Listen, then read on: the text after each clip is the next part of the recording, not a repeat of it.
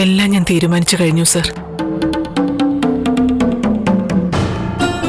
തനൂജിയുടെ അമ്മ ഞാനാണെന്ന സത്യം പുറത്തറിയിക്കേണ്ടത് എങ്ങനെയാണെന്ന് ഞാൻ തീരുമാനിച്ചു.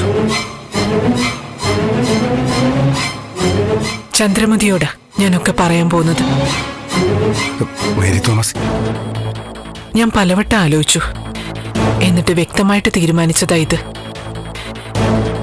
ബലരാമൻ സാറിനെ കുറിച്ച് ഇപ്പൊ പുറത്തറിയുന്നത് പൂർണ്ണമായിട്ടും ചന്ദ്രമതി വിശ്വസിച്ചിട്ടുണ്ടാവണമെന്നില്ല. പൂർണ്ണമായിട്ടെന്നല്ല, ഭാഗികമായിട്ട് പോലും വിശ്വസിച്ചിട്ടുണ്ടാവില്ല. അതെ.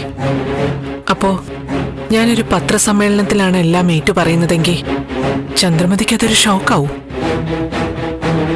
ചിലപ്പോ അവർ തളർന്നു വീഴും, അല്ലെങ്കിൽ സൂയിസൈഡിന് പോലും ശ്രമിക്കാം. സാധ്യതയുണ്ട്. ഈ ഒരു വിഷയത്തിൽ ഒരു ദുരന്ത കഥാപാത്രമാകാൻ പോകുന്നത് ബലരാമൻ സാറോ ഞാനോ തനൂജയോ അല്ല, പാവം ചന്ദ്രമതിയാവും.